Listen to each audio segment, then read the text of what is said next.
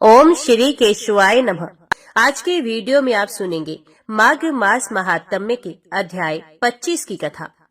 धर्म ने कहा, मैं काम का तेज कम कर दूंगा। मैं यदि चाहूं तो उसकी मृत्यु का भी कारण उपस्थित कर सकता हूं।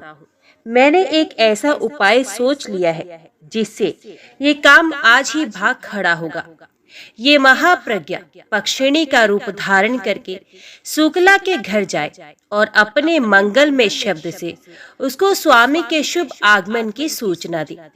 धर्म के भेजने से प्रज्ञा शुक्ला के घर में गई और वहां मंगलजनक शब्द का उच्चारण किया। शुक्ला ने धूप गंध आदि के द्वारा उसका समादर और पूजन किया तथा सुयोग्य ब्राह्मण को बुलाकर पूछा, इस शकुन का क्या तात्पर्य है? मेरे पति देव कब आएंगे? ब्राह्मण ने कहा, भद्रे, ये शगुन तुम्हारे स्वामी के शुभ आगमन की सूचना दे रहा है। वे 7 दिन से पहले यहाँ अवश्य आ जाएंगे, इसमें अंतर नहीं हो सकता। ब्राह्मण का ये मंगल में वचन सुनकर शुक्ला को बड़ी प्रसन्नता हुई। उधर कामदेव की भेजी हुई क्रीड़ा सती स्त्री का रूप धारण करके उस सुंदरी पतिव्रता के घर गई। उस रूपवती नारी को आई देख शुक्ला ने आदर युक्त वचन कहकर उसका सम्मान किया और अपने को धन्य माना। उसके पुण्य में वाणी से पूजित होकर क्रीड़ा मुस्कुराती हुई बातचीत करने लगी। उसका माया में वचन विश्व को मोहित करने वाला था। सुनने पर सत्य और विश्वास के योग्य जान पड़ता था। क्रीड़ा बोली, देवी, मेरे स्वामी बड़े बलवान, गुणज्ञ, धीर तथा अत्यंत पुण्यात्मा है, परंतु मुझे छोड़कर ना जाने कहाँ चले गए हैं। वे मेरे पूर्व जन्म के कर्मों का फल है जो आज इस रूप में सामने आया है। मैं कैसी मंदभागिनी हूँ, महाभागे।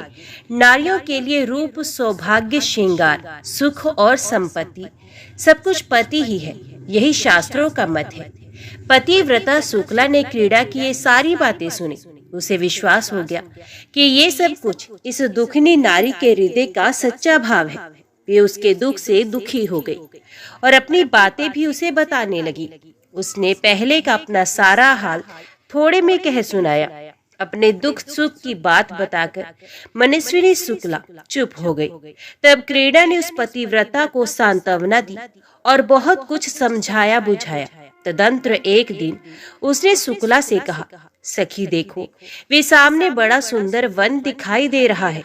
अनेकों दिव्य वृक्ष उसकी शोभा बढ़ा रहे हैं। वहाँ एक परम पवित्र पाप नाशन तीर्थ है। वरनने, चलो हम दोनों भी वहाँ पुण्य संचय करने के लिए चले।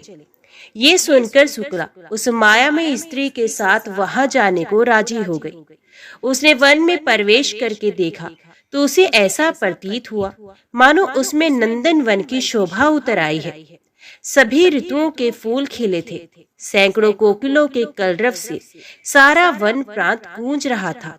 माधवी, लता और वसंत ने उस उपवन की शोभा को सब भावों से परिपूर्ण बनाया था। शुक्ला को मोहित करने के लिए ही उसकी सृष्टि की गई थी।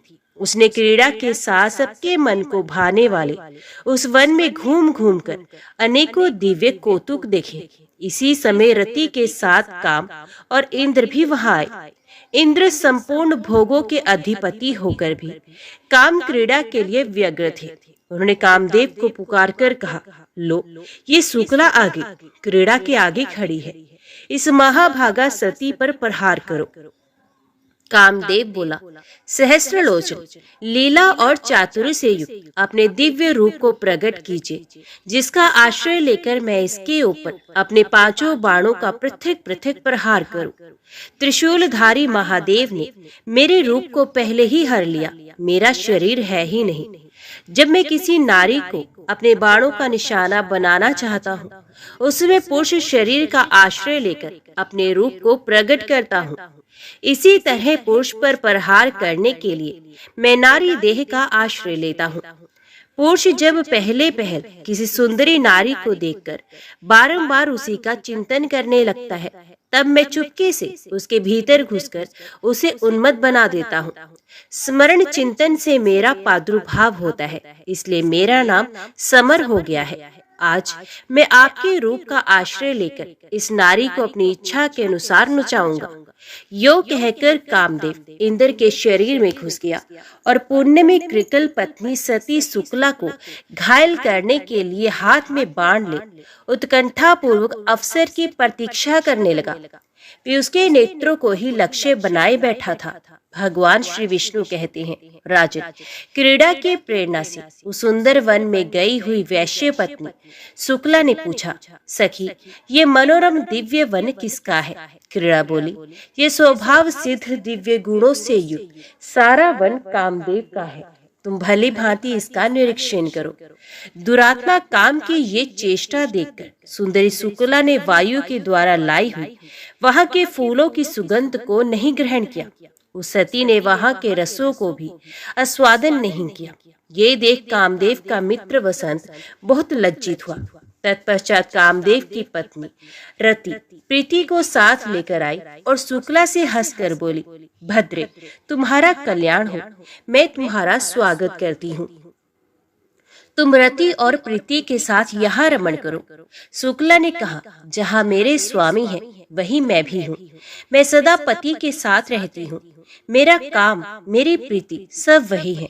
ये शरीर तो निराश्रय है, छाया मात्र है। ये सुनकर रति और प्रीति दोनों लज्जित हो गई तथा महाबली काम के पास जाकर बोली, महाप्राज्ञ, अब आप अपना पुरुषार्थ छोड़ दीजिए। इस नारी को जीतना कठिन है।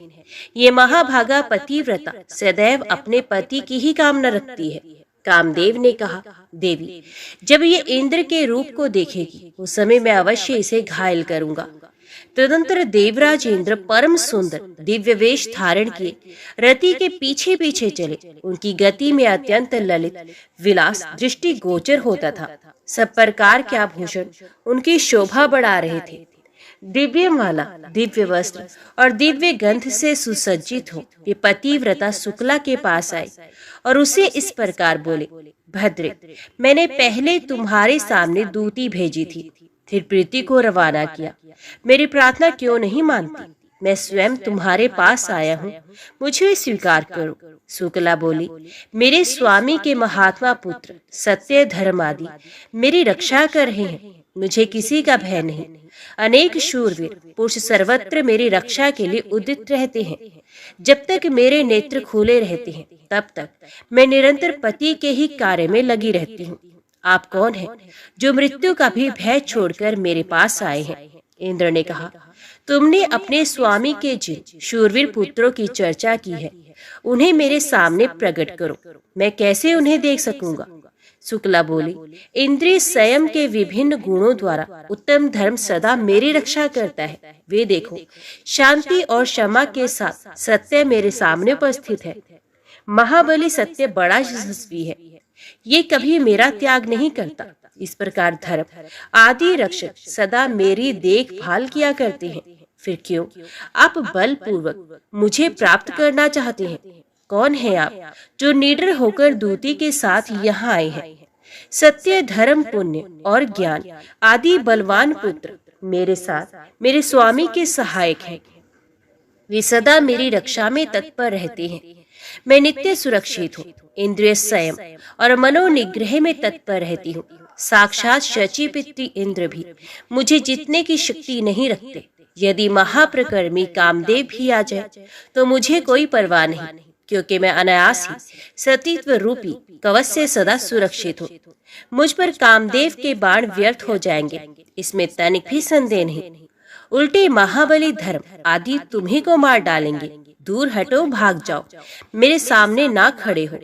यदि मना करने पर भी खड़े रहोगे तो जलकर खाक हो जाओगे। मेरे स्वामी की अनुपस्थिति में यदि तुम मेरे शरीर पर दृष्टि डालोगे तो जैसे आग सूखी लकड़ी को जला डालती है उसी प्रकार मैं भी तुम्हें भस्म कर डालूंगी।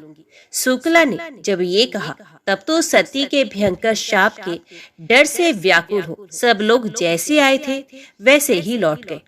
इंद्र आदि ने अपने अपने लोक की राह ली। सबके चले जाने पर पुण्यमयी पतिव्रता शुक्ला पति का ध्यान करती हुई अपने घर लौट आई। वे घर पुण्य में था, वहाँ सब तीर्थ निवास करते थे।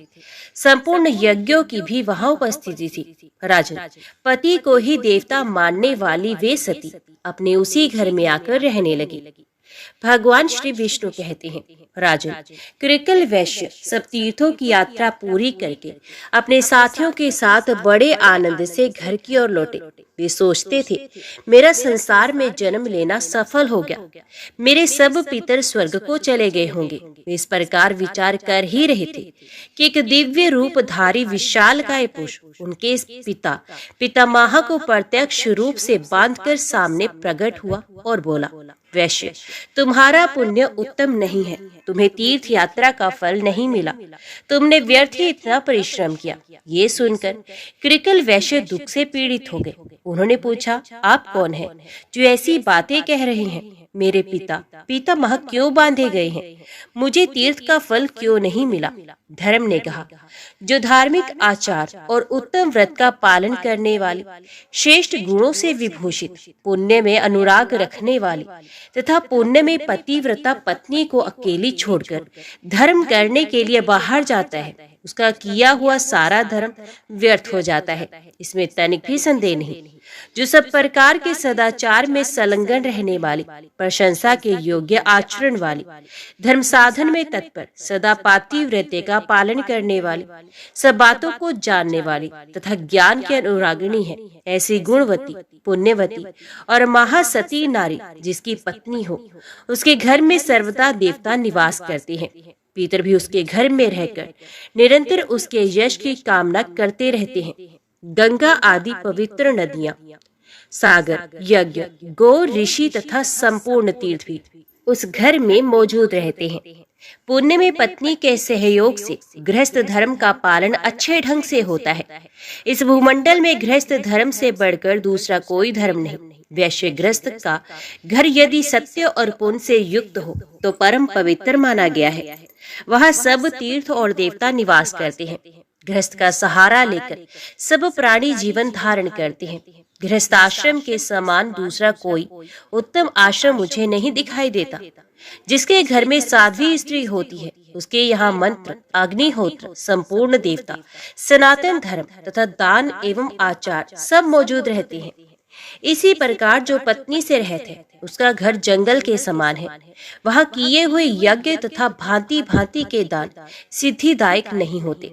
साध्वी पत्नी के समान कोई तीर्थ नहीं, पत्नी के समान कोई सुख नहीं तथा संसार से तारने के लिए, कल्याण साधन के लिए पत्नी के समान कोई पुण्य नहीं।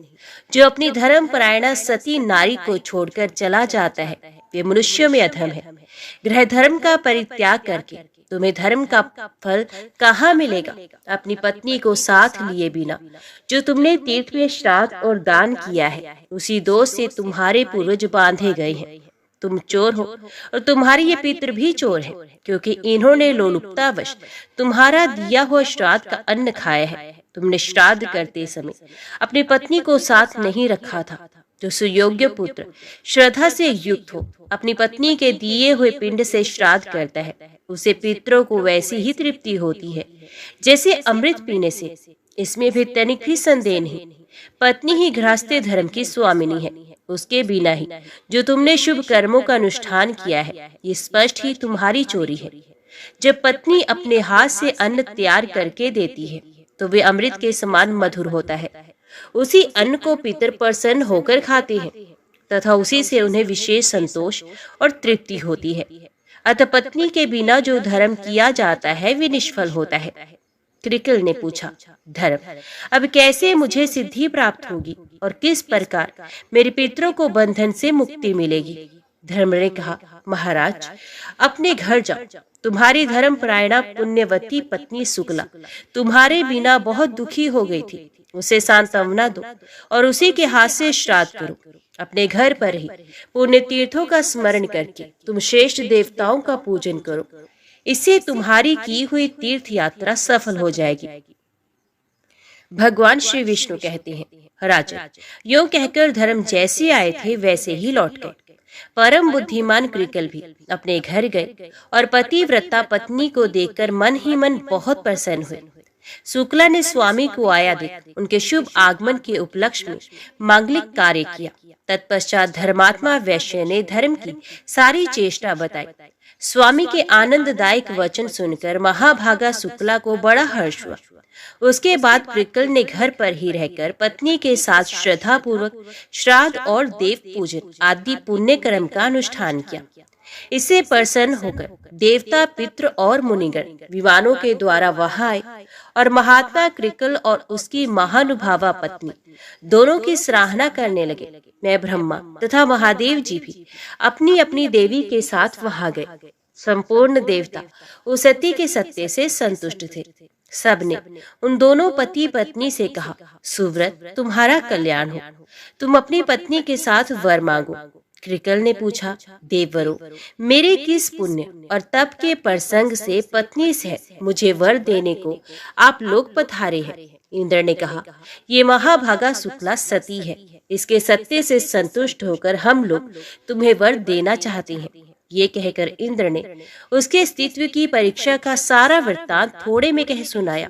उसके सदाचार का महात्म्य सुनकर उसके स्वामी को बड़ी प्रसन्नता हुई। हर्षोल्लास से कृकल के नेत्र डबडबाए। धर्मात्मा वैश्य ने पत्नी के साथ समस्त देवताओं को बारंबार साष्टांग प्रणाम किया और कहा, महाभाग देवगण, आप सब लोग प्रसन्न हो। तीनों सनातन देवता ब्रह्मा, विष्णु तथा शिव हम पर संतुष्ट हो तथा अन्य जो पुण्यात्मा ऋषि मुझ पर कृपा करके यहाँ पधारे हैं वे भी प्रसन्नता प्राप्त करें। मैं सदा भगवान की भक्ति करता हूँ। आप लोगों की कृपा से धर्म तथा सत्य में मेरा निरंतर अनुराग बना रहे। तत्पश्चात अंत में पत्नी और पितृ के साथ मैं भगवान श्री विष्णु के धाम में जाना चाहता हूँ। देवता बोले, महाभाग एवं वस्तु, ये सब कुछ तुम्हें प्राप्त होगा।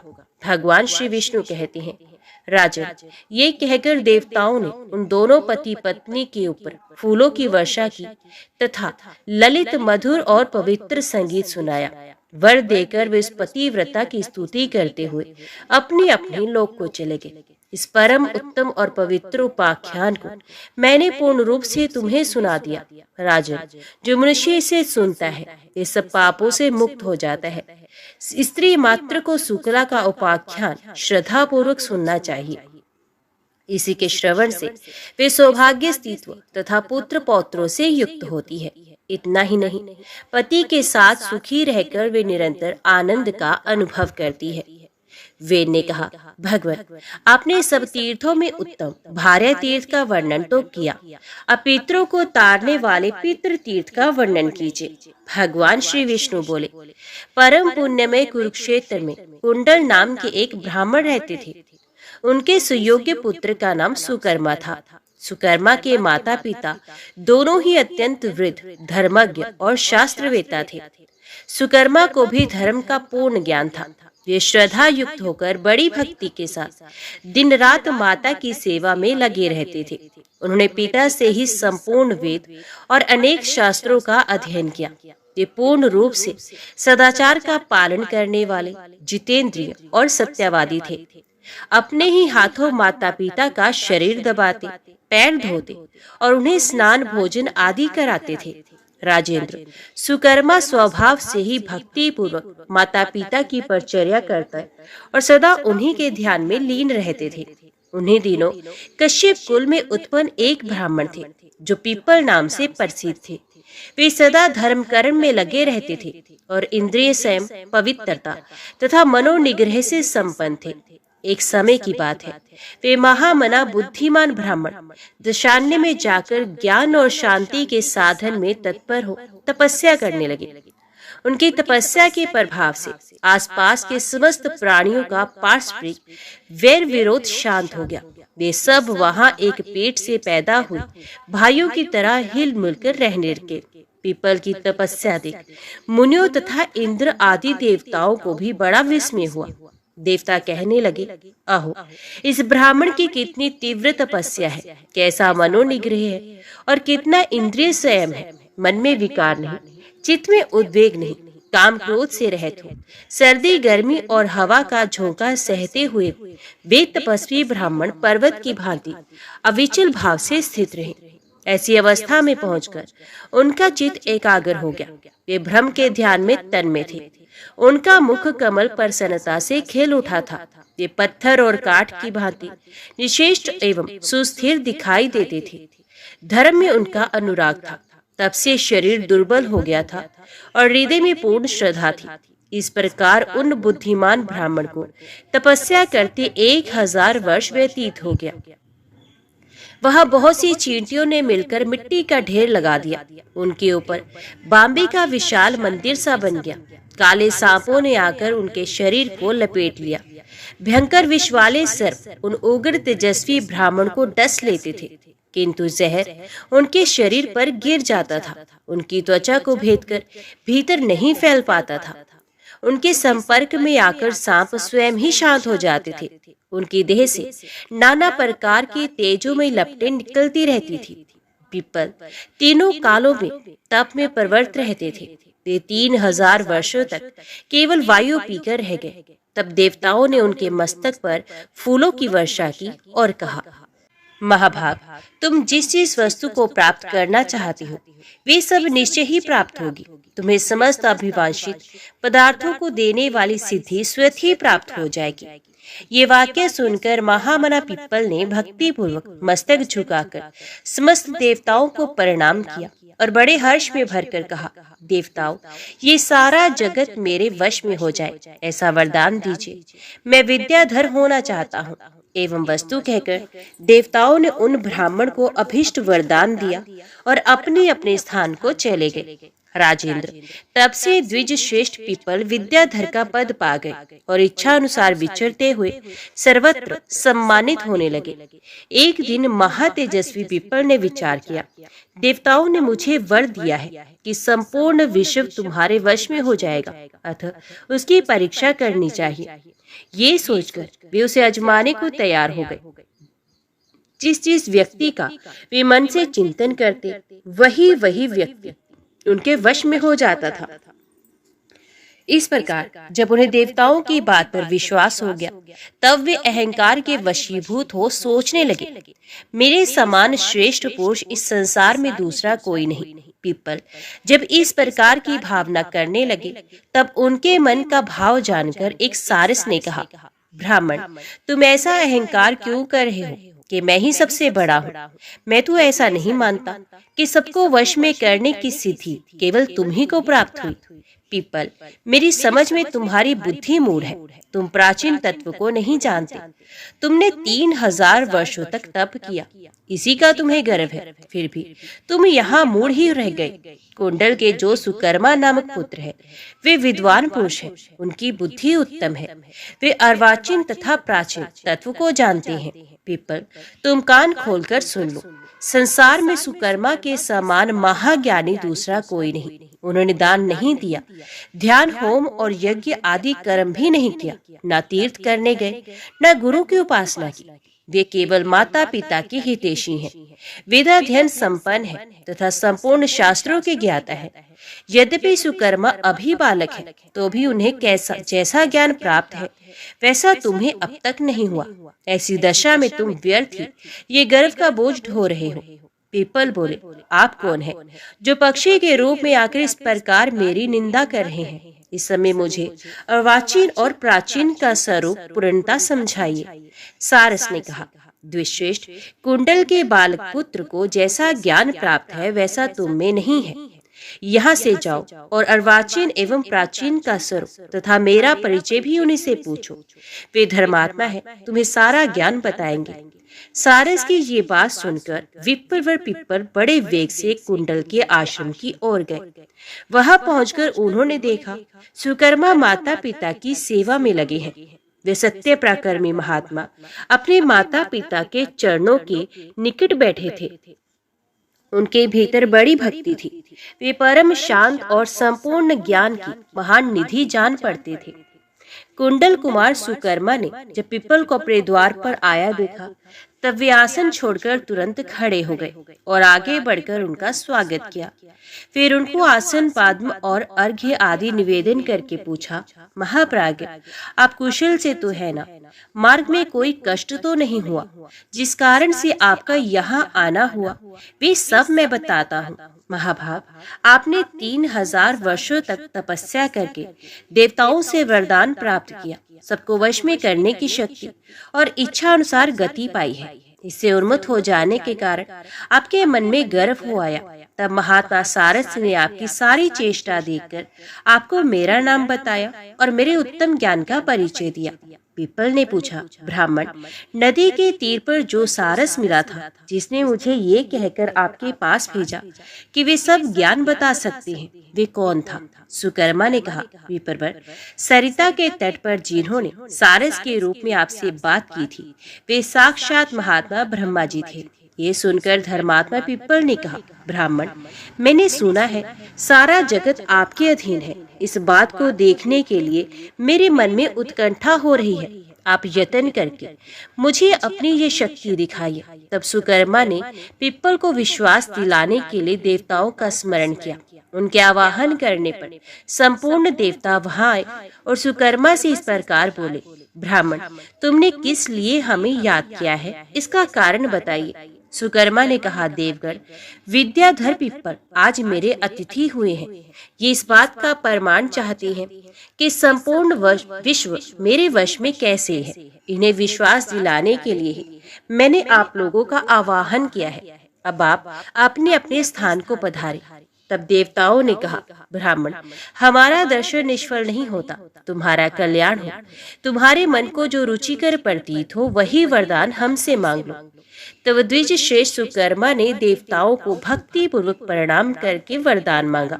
देवेश्वरों, माता पिता के चरणों में मेरी उत्तम भक्ति सदा सुस्थिर रहे तथा मेरे माता पिता भगवान श्री विष्णु के धाम में पधारे।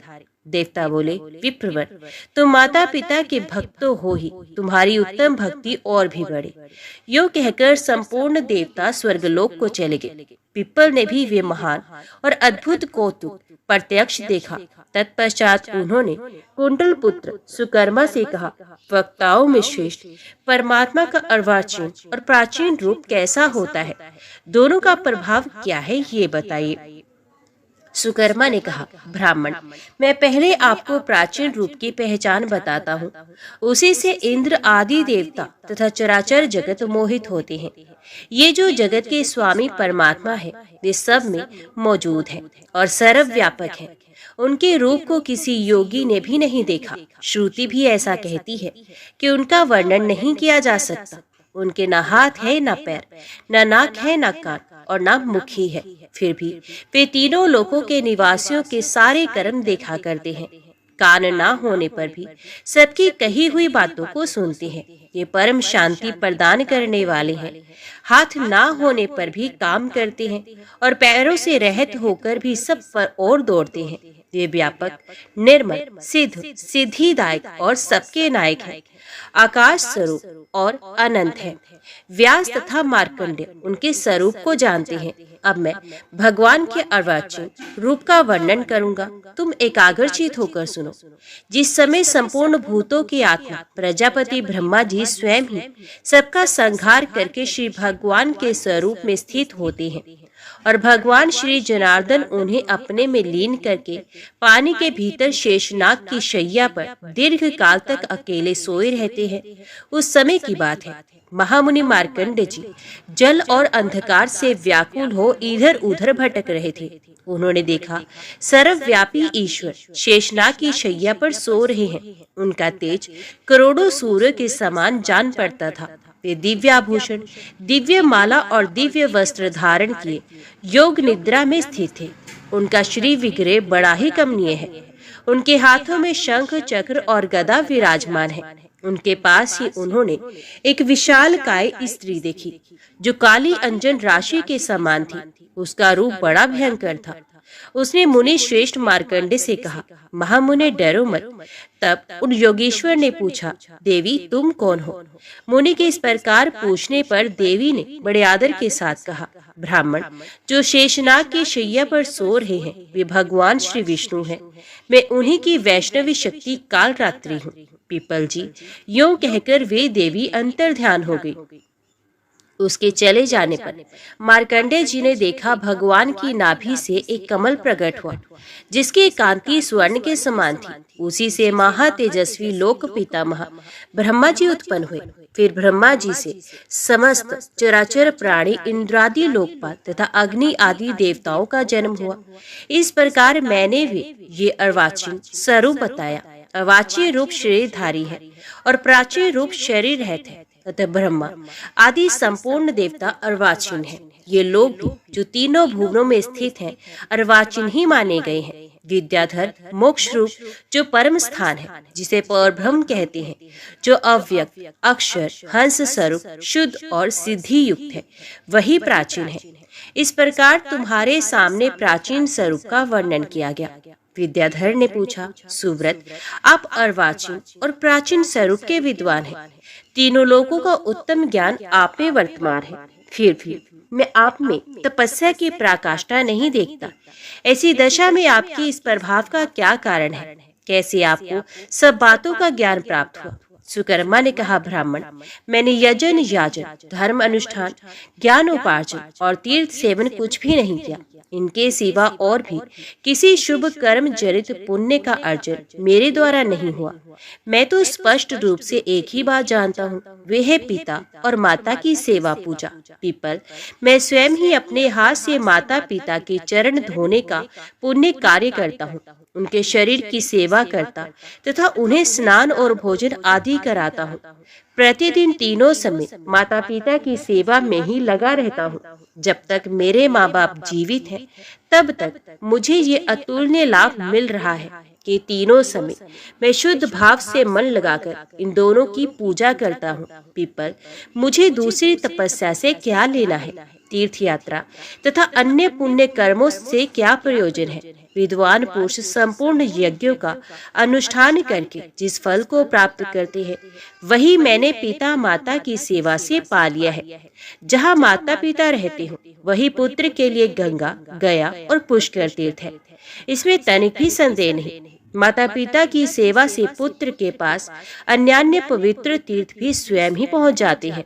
जो पुत्र माता पिता के जीते जी उनकी सेवा करता है, उसके ऊपर देवता तथा पुण्यात्मा महर्षि प्रसन्न होते हैं। पिता की सेवा से तीनों लोग संतुष्ट हो जाते हैं। जो पुत्र प्रतिदिन माता पिता के चरण पखारता है, उसे नित्य प्राप्ति गंगा स्नान का फल मिलता है।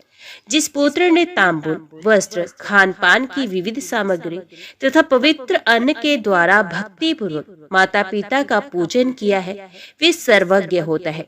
द्विश्रेष्ठ माता पिता को स्नान कराते समय जब उनके शरीर से जल के छींटे उछटकर पुत्र के संपूर्ण अंगों पर पड़ते हैं, उस समय उसे संपूर्ण तीर्थों में स्नान करने का फल मिल जाता है। यदि पिता पतित, भूख से व्याकुल, वृद्ध, सब कार्यों में असमर्थ, रोगी और कोढ़ी हो गए हो तथा माता की भी वही अवस्था हो, उस समय में भी जो पुत्र उनकी सेवा करता है उस पर निस्संदेह भगवान श्री विष्णु प्रसन्न होते हैं। ये योगियों के लिए भी दुर्लभ भगवान श्री विष्णु के धाम को प्राप्त होता है। जो किसी अंग से ही दीन, वृद्ध, दुखी तथा महान रोग से पीड़ित माता पिता को त्याग देता है, वे पाप आत्मा पुत्र कीड़ों से भरे हुए दारुण नरक में पड़ता है। जो पुत्र बूढ़े माँ बाप के बुलाने पर भी उनके पास नहीं जाता, वे मूर्ख विष्ठा खाने वाला कीड़ा होता है तथा 1000 जन्मों तक उसे कुत्ते की योनि में जन्म लेना पड़ता है। वृद्ध माता पिता जब घर में मौजूद हो, उस समय जो पुत्र पहले उन्हें भोजन कराए बिना स्वयं अन्न ग्रहण करता है, वे घृणित कीड़ा होता है और 1000 जन्मों तक मलमूत्र भोजन करता है। इसके सिवा वे पापी 300 जन्मों तक काला नाग होता है। जो पुत्र कटु वचनों द्वारा माता पिता की निंदा करता है, वे पापी बाघ की योनि में जन्म लेता है। तथा और भी बहुत दुख उठाता है। जो पाप आत्मा पुत्र माता पिता को प्रणाम नहीं करता, वे 1000 युगों तक कुंभीपाक नरक में निवास करता है। पुत्र के लिए माता पिता से बढ़कर दूसरा कोई तीर्थ नहीं। माता पिता इस लोक और परलोक में भी नारायण के समान है। इसलिए महाप्राज्ञ, मैं प्रतिदिन माता पिता की पूजा करता और उनके योग क्षेम की चिंता में लगा रहता हूँ। इसी से तीनों लोक मेरे वश में हो जाते हैं। माता पिता के प्रसाद से ही मुझे प्राचीन तथा वसुदेव स्वरूप अर्वाचीन तत्व का उत्तम ज्ञान प्राप्त हुआ है। मेरी सर्वज्ञता में माता पिता की सेवा ही कारण है। भला कौन ऐसा विद्वान पुरुष होगा जो माता पिता की पूजा नहीं करेगा। ब्राह्मण श्रुति, उपनिषद और शास्त्रों सहित संपूर्ण वेदों के सांगोपांग अध्ययन से ही क्या लाभ हुआ यदि उसने माता पिता का पूजन ही नहीं किया? उसका वेदाध्ययन व्यर्थ है। उसके यज्ञ तप दान और पूजन से कोई लाभ नहीं। जिसने माँ बाप का आदर नहीं किया, उसके सभी शुभ कर्म निष्फल होते हैं। माता पिता ही पुत्र के लिए धर्म, तीर्थ, मोक्ष, जन्म के उत्तम फल, यज्ञ और दान आदि सब कुछ है। अब मैं इस विश्व में पुण्यात्मा राजा याति के चरित्र का वर्णन करूंगा, जो संपूर्ण पापों का नाश करने वाला है। सोमवंश में एक नहुष नाम के राजा हो गए हैं। उन्होंने अनेकों दान धर्मों का अनुष्ठान किया, जिनकी कहीं तुलना नहीं थी। उन्होंने अपने पुण्य के प्रभाव से इंद्रलोक पर अधिकार प्राप्त किया था। उन्हीं के पुत्र राजा याति हुए, जो शत्रु का मान मर्दन करने वाले थे। वे सत्य का आश्रय ले धर्म पूर्वक प्रजा का पालन करते थे। प्रजा के सब कार्यों की स्वयं ही देखभाल किया करते थे।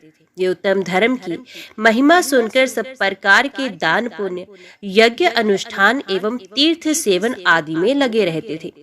महाराज याति ने 80,000 वर्षों तक इस पृथ्वी का राज्य किया। उनके 4 पुत्र हुए, जो उन्हीं के समान शूरवीर, बलवान और पराक्रमी थे। तेज और पुरुषार्थ में भी वे पिता की समानता करते थे। इस प्रकार याति ने दीर्घ काल तक धर्म पूर्वक राज्य किया। एक समय की बात है, ब्रह्मा जी के पुत्र नारद जी इंद्रलोक में गए। उन्हें आया देख इंद्र ने भक्ति पूर्वक मस्तक झुकाकर प्रणाम किया और मधुपर्क आदि से उनकी पूजा करके उन्हें एक पवित्र आसन पर बिठाया। तत्पश्चात वे उन महामुनि से पूछने लगे, देवऋषि, किस लोक से आपका यहाँ आना हुआ है तथा यहाँ पर्दापन करने का क्या उद्देश्य है? नारद जी ने कहा, मैं इस समय भूलोक से आ रहा हूँ। नहुष पुत्र याति से मिलकर अब आपसे मिलने के लिए आया हूँ। इंद्र ने पूछा, इस समय पृथ्वी पर कौन राजा सत्य और धर्म के अनुसार प्रजा का पालन करता है?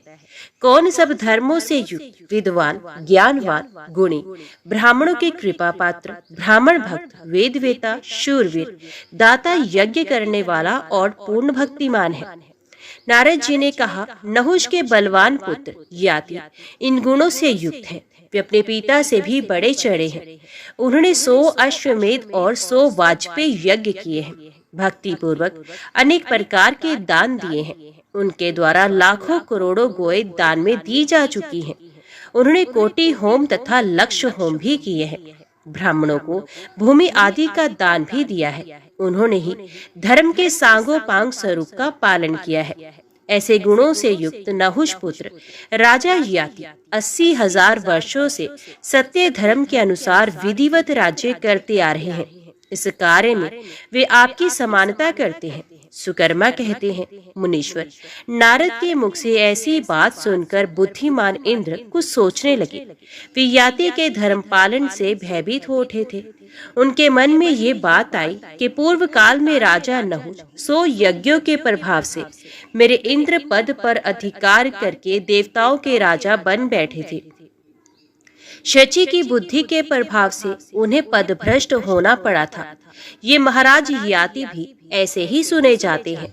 तनिक, इसमें तनिक भी संदेह नहीं कि ये इंद्र पद पर अधिकार कर लेंगे। अतः जिस जिस उपाय से संभव हो उन्हें स्वर्ग में लाऊंगा। याति से डरे हुए देवराज ने ऐसा विचार करके उन्हें बुलाने के लिए दूत भेजा। अपने सारथी मातली को विमान के साथ रवाना किया। मातली उस स्थान पर गए जहां नहुष पुत्र धर्मात्मा याति अपनी राजसभा में विराजमान थे। सत्य ही उन श्रेष्ठ नरेश का आभूषण था।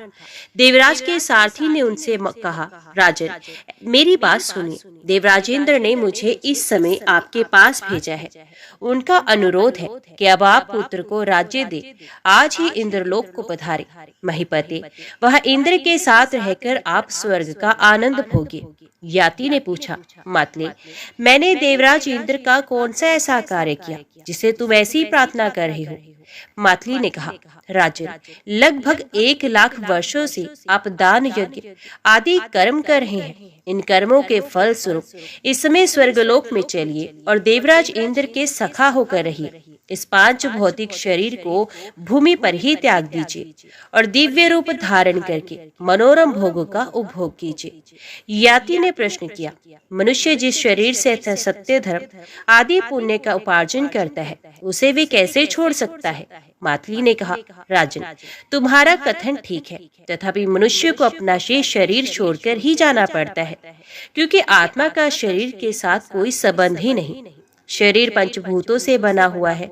जब इसकी संध्या शिथिल हो जाती है उस समय वृद्ध अवस्था से पीड़ित मनुष्य इस शरीर को त्याग देना चाहता है। याति ने पूछा, साधु श्रेष्ठ, वृद्धावस्था कैसे उत्पन्न होती है तथा वे क्यों शरीर को पीड़ा देती है? इन सब बातों का विस्तार से समझाइए। मातली ने कहा, राजन, पंचभूतों से शरीर का निर्माण हुआ है तथा 5 विषयों से ये घिरा हुआ है। वीर्य और रक्त का नाश होने से प्राय शरीर खोखला हो जाता है। उसमें प्रचंड वायु का प्रकोप होता है। इससे मनुष्य का रंग बदल जाता है। वे दुख से संतप्त और हत बुद्धि हो जाता है। जो स्त्री देखी सुनी होती है उसमें चित्त आसक्त होने से वे सदा भटकता रहता है। शरीर में तृप्ति नहीं होती क्योंकि उसका चित्त सदा लोलुप रहा करता है। जब कामी मनुष्य मांस और रक्त क्षीण होने से दुर्बल हो जाता है तब उसके बाल पक जाते हैं। कामअग्नि से शरीर का शोषण हो जाता है। वृद्ध होने पर भी दिन दिन उसकी कामना बढ़ती रहती है। बूढ़ा मनुष्य जो जो स्त्री के सहवास का चिंतन करता है त्यों त्यों उसके तेज की हानि होती है। अतः काम नाश स्वरूप है। ये नाश के लिए ही उत्पन्न होता है। काम एक भयंकर ज्वर है जो प्राणियों का काल बनकर उत्पन्न होता है। इस प्रकार इस शरीर में जीर्णता, जरावस्था आती है। याति ने कहा, मातले, आत्मा के साथ ये शरीर ही धर्म का रक्षक है, तो भी ये स्वर्ग को नहीं चाहता। इसका क्या कारण है, ये बताओ। मातली बोले, महाराज, 5 भूतों का आपस में ही मेल नहीं, फिर आत्मा के साथ उनका मेल कैसे हो सकता है? आत्मा के साथ इनका संबंध बिल्कुल नहीं है।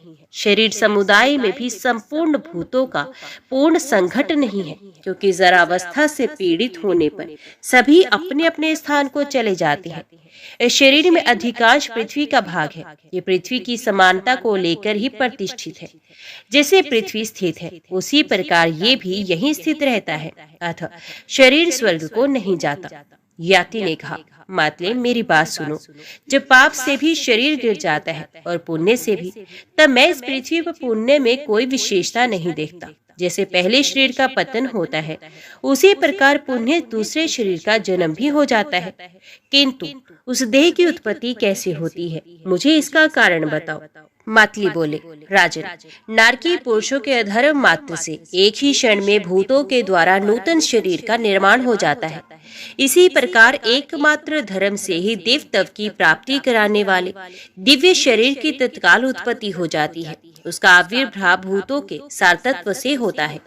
कर्मों के मेल से जो शरीर उत्पन्न होता है उसे रूप के परिणाम में 4 प्रकार का समझना चाहिए। स्थावरों को उद्भिज कहते हैं। उन्हें तृण, गुलम और लता आदि के रूप में जानना चाहिए। कृमि, कीट और पतंग आदि प्राणी स्वेदज कहलाते हैं। समस्त पक्षी, नाके और मछली आदि जीव अंडज है। मनुष्यों और चौपायों को जरायुज जानना चाहिए। भूमि के पानी से सींचे जाने पर बोए हुए अन्न में उसकी गर्मी चली जाती है।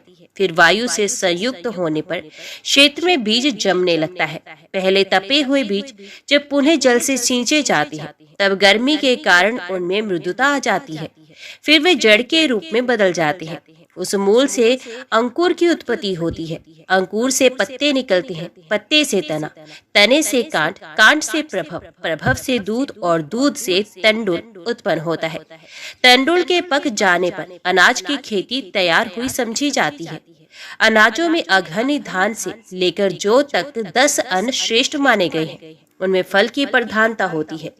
शेष अन्न शूद्र बताए गए। भक्ष्य, भोज्य, पेय, लेह, चोष्य और खाद्य, ये अन्न के 6 भेद हैं तथा मधुर आदि 6 प्रकार के रस हैं। देहधारी उस अन्न को पिंड के समान कौर या ग्रास बनाकर खाते हैं। वे अन्न शरीर के भीतर उदर में पहुंचकर समस्त प्राणों को स्थिर करता है। खाए हुए अपक्व भोजन को वायु 2 भागों में बांट देती है।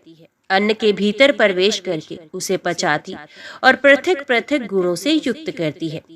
अग्नि के ऊपर जल और जल के ऊपर अन्न को स्थापित करके प्राण स्वयं जल के नीचे स्थित हो धीरे धीरे जठराग्नि को प्रज्वलित करता है। वायु से उद्दीप्त की हुई अग्नि जल को अधिक गर्म कर देती है। उसकी गर्मी के कारण अन्न सब ओर से भली भांति पच जाता है। पचा हुआ अन्न कीट और रस इन 2 भागों में विभक्त होता है। इनमें कीट मलरूप से 12 छिद्रों द्वारा शरीर के बाहर निकलता है। 2 कान, 2 नेत्र, 2 नासा छिद्र, जीवा, दांत, ओठ, लिंग, गुदा और रोमकूप, यही मल निकालने के 12 मार्ग हैं। इनके द्वारा कफ, पसीने और मल मूत्र आदि के रूप में शरीर का मैल निकलता है। हृदय कमल में शरीर की सब नाड़ियां आबद्ध हैं। उनके मुख में प्राण अन्न का सूक्ष्म रस डाला करता है। वे बारंबार उस रस से नाड़ियों को भरता रहता है तथा रस से भरी हुई नाड़ियां संपूर्ण देह को तृप्त करती रहती हैं। ओम नमो भगवते वासुदेवाय नमः।